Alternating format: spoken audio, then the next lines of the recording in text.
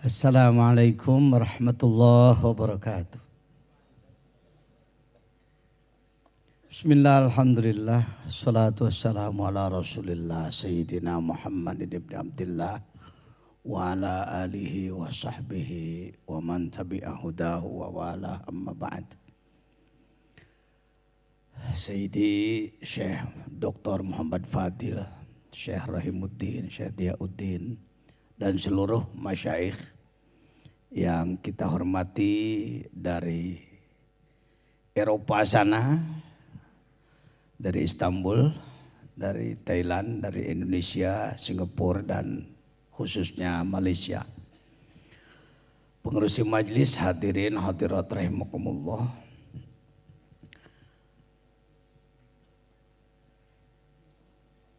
Kalbu kita sangat bahagia. Khasnya malam ini karena kita ditakdirkan dan dipilih oleh Allah menjadi manusia yang mencintai Rasulullah Sallallahu Alaihi Wasallam, mencintai ajarannya, memperdalam rohaniahnya, serta ingin mengikuti jejak perjuangannya. 23 tahun beliau berjuang, berhasil, sukses, sehingga Islam tersebar ke selatan, ke utara, ke barat, dan ke timur. Namun dalam perjalanan 1400 tahun, tidaklah selamanya perjalanan itu manis.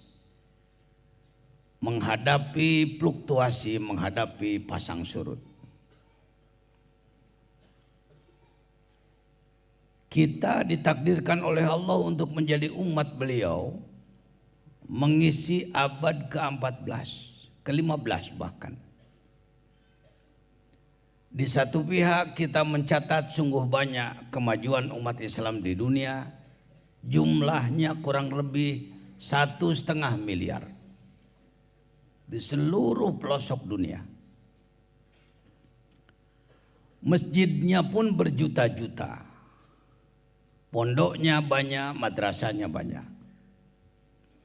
Namun di balik lain, kalau kita hitungkan perbandingan manusia yang sudah bersyahadat masuk dalam agama Islam dan yang belum, maka perbandingannya adalah boleh disebut 1 berbanding 4. Masih 4 miliar lebih yang belum bersyahadat, sedangkan yang sudah bersyahadat barulah kurang lebih 1,5 miliar. Alhamdulillah, kita telah dipilih oleh Allah. Yahdillahu linurihi mayyasha. Dengan peringatan Maulid seperti ini, kita laksanakan perpaduan dalam rangka meningkatkan mahabbah kepada Rasulullah. Sekurang-kurangnya saya ingin dalam waktu yang sangat berharga dan singkat ini 3 hal. Pertama adalah kita tidak boleh lupa terhadap, dalam bahasa kami menyebutnya jasa. Apa sama tak? Jasa itu apa itu? Kerja Rasulullah bagi kita. Ya. Jadi limpahan-limpahan dari Allah melalui Rasulullah bagi kita. Apa-apa saja itu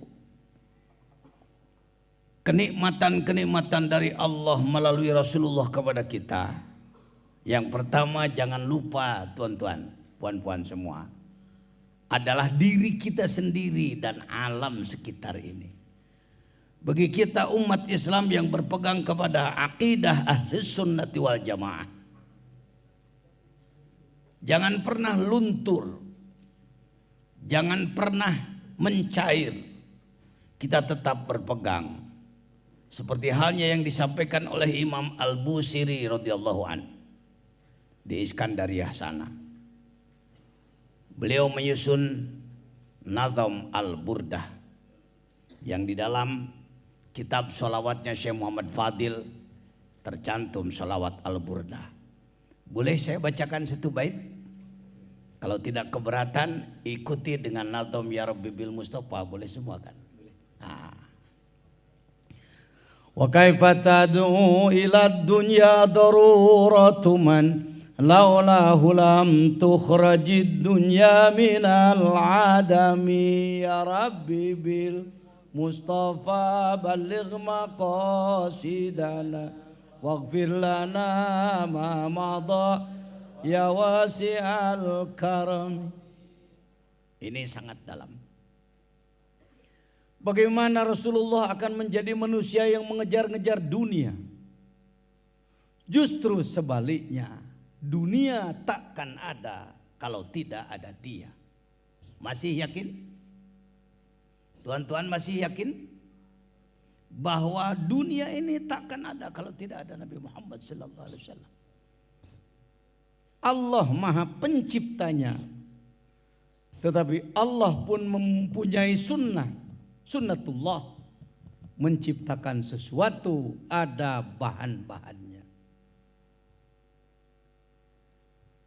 Tadinya Allah hanya sendiri, tak ada bumi, tak ada matahari, tak ada bintang, tak ada langit, tak ada surga, tak ada neraka.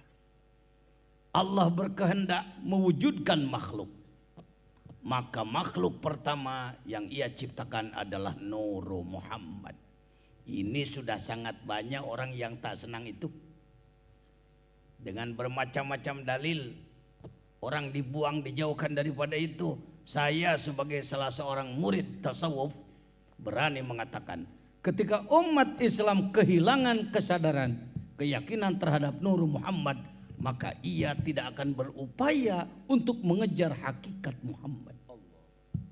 Saya ulangi, sebagai salah seorang khadim kun, apapun posisi saya nanti, bahwasanya ketika kita mengatakan apa itu Nur Muhammad, itu bualan, itu bohong, itu Israiliyat, itu pembicaraan yang dibuat-buat, itu dhaif dan bermacam-macam, silakan. Tetapi ketika kita kehilangan pembahasan Nur Muhammad, hilang keyakinan dari kalbu kita, takwa kita tidak akan menjadi takwa sempurna, tuan-tuan. Masih adakah sekarang orang yang berani melaksanakan zikir beratus-ratus ribu? Sungguh sulit. Zikir sedikit, Allahumma anta salam, loncat sudah. Baru wirid sedikit, baca sholawat sedikit, sudah merasa puas. Karena yang dikejar hanya pahala. Ingin mendapatkan pahala imbalan dari Allah sahaja. Tidak bicara wusul. Ini yang hilang dari umat Islam, termasuk di Nusantara. Dari utara Myanmar sampai selatan Jawa sana. Orang tak lagi banyak bicara soal wusul ilallah. Yang dibicarakan adalah jaza, pembalasan. Kalau kita menurut kepada ulama ahli tasawuf, ahlu tahqiq, ahlul qurbah, wassawabu fi maudhi'i ulfid dawa. Orang yang ibadahnya hanya ingin pahala, itu masih sama dengan kelas kambing dia sebut. Ia mengembik karena ia ingin makan, diberi makan ia berhenti. Hadirin, inilah yang melemahkan Islam. Kita tidak terlalu kurang pengetahuan.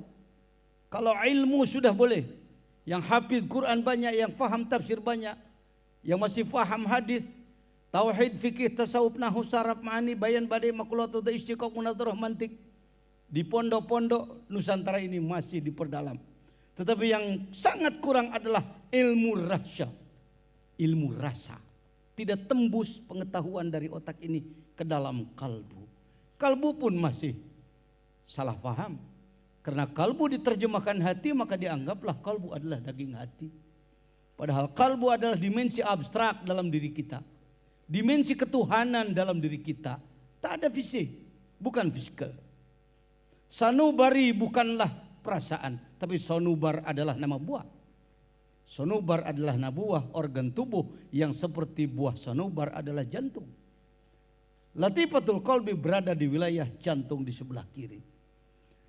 Hadirin rahimakumullah. Baik. Jadi yang pertama, mari kita jangan lupa bahwa kita semua ini, bumi ini yang kita makan nasi, makan roti, asalnya dari tumbuhan dari tanah dari Nur Muhammad. Itu asbab barokah itu. Orang sekarang mencari barokah, minta doa kemana-mana, padahal barokah di depan mata sendiri dia lewat. Yakini. Ulul albab adalah alladzina yadhkuruna Allah. Mengingat melihat makhluk tembus kepada Allah. Lihat dalam Al-Hikam, may yashhadil kaun walam yashhadillah fi aw indahu aqablahu aw ba'dah.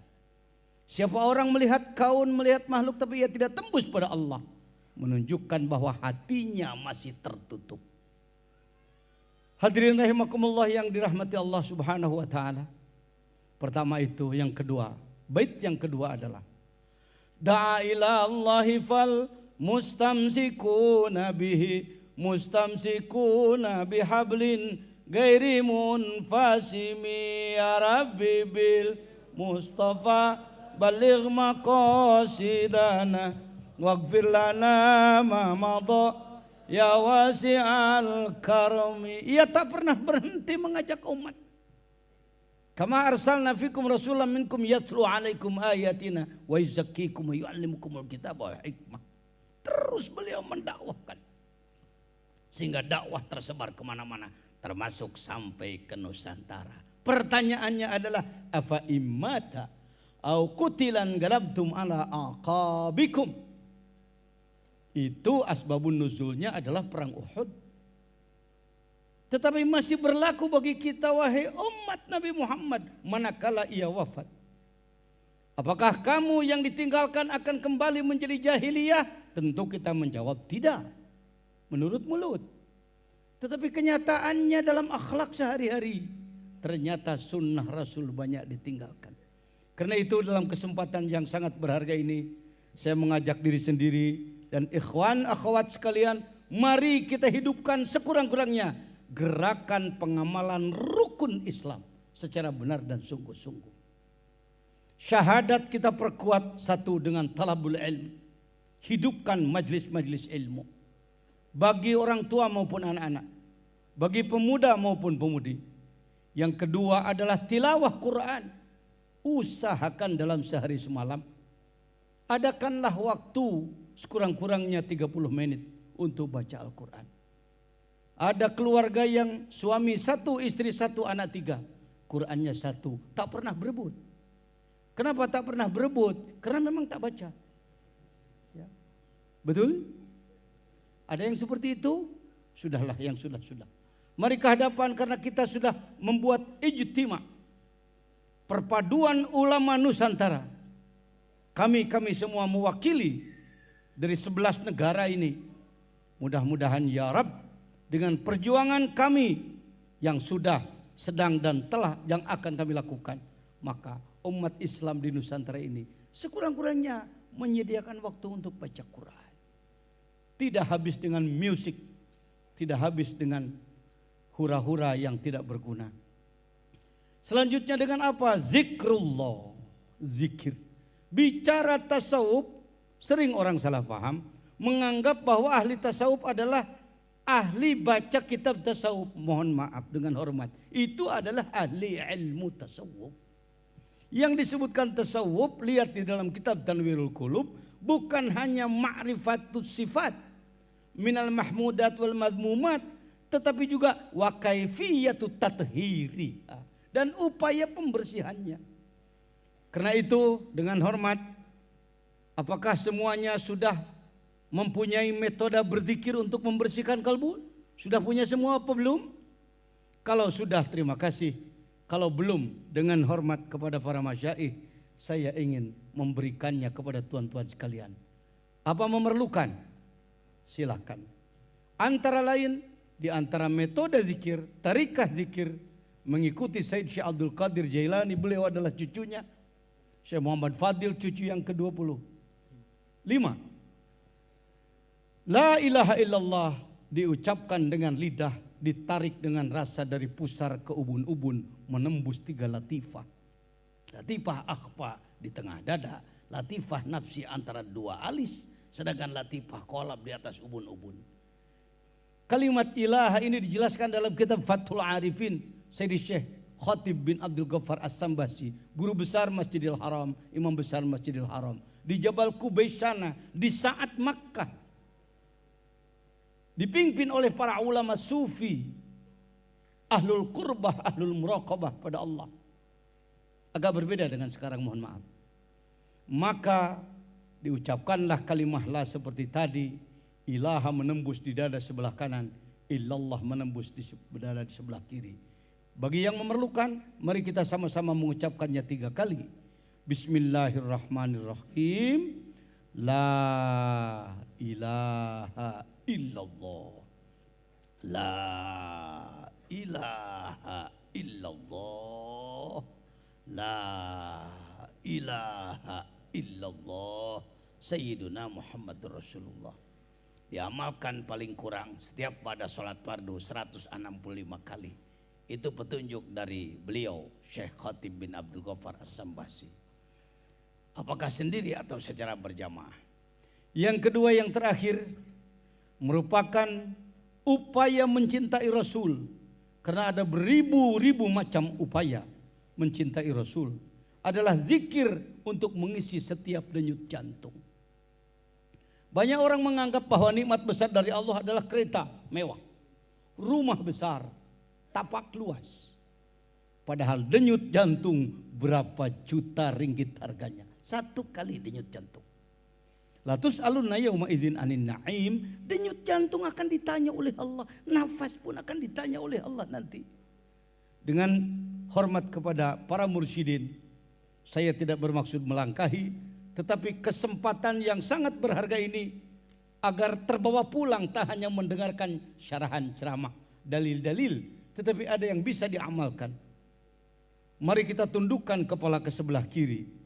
Bagi yang memerlukan, tundukkan kepala ke sebelah kiri.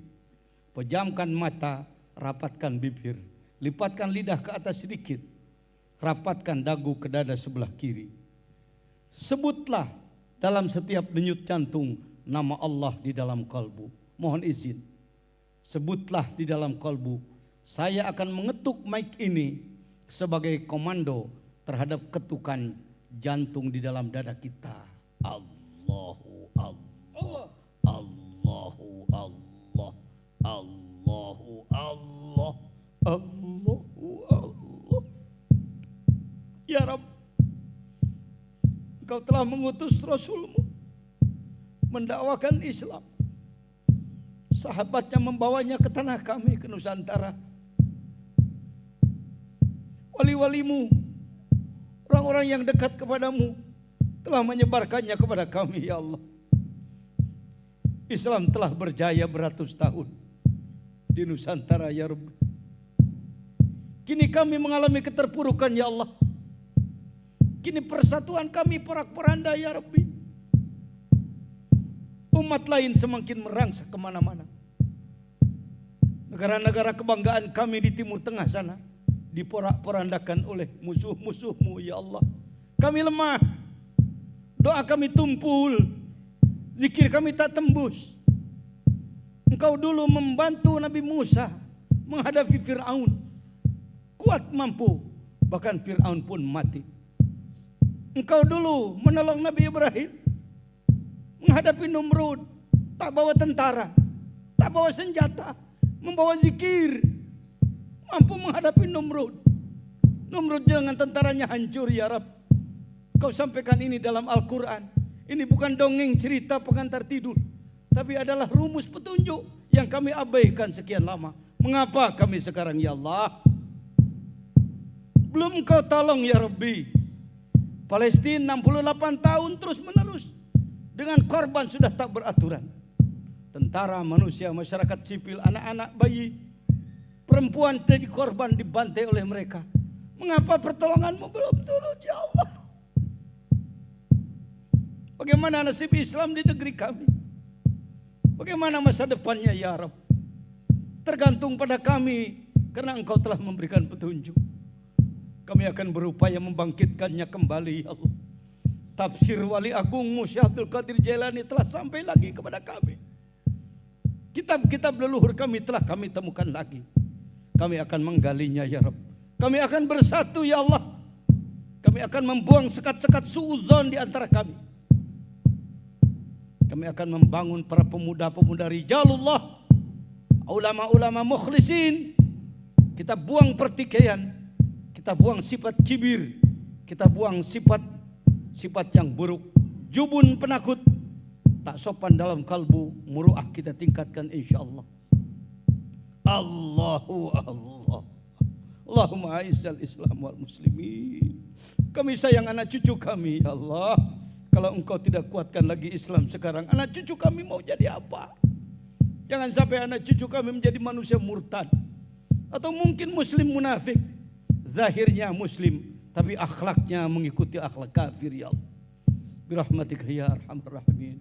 Walhamdulillah rabbil alamin. Al-Fatihah.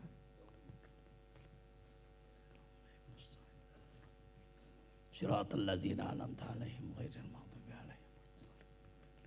Kepada yang memerlukan, karena harus ada kalimat ijab dan qabul, saya sampaikan ajaztukum, silakan jawab, qabiltu dan silakan diamalkan. Terima kasih. Mohon maaf yang saya sampaikan mungkin singkat tetapi kami kurang santun. Itulah yang dapat kami sampaikan sebagai salah seorang khadim daripada KUN, Kekeluargaan Ulama Nusantara. Terima kasih. Wallahul muwaffiq ila aqwamit thariq. Assalamualaikum warahmatullahi wabarakatuh.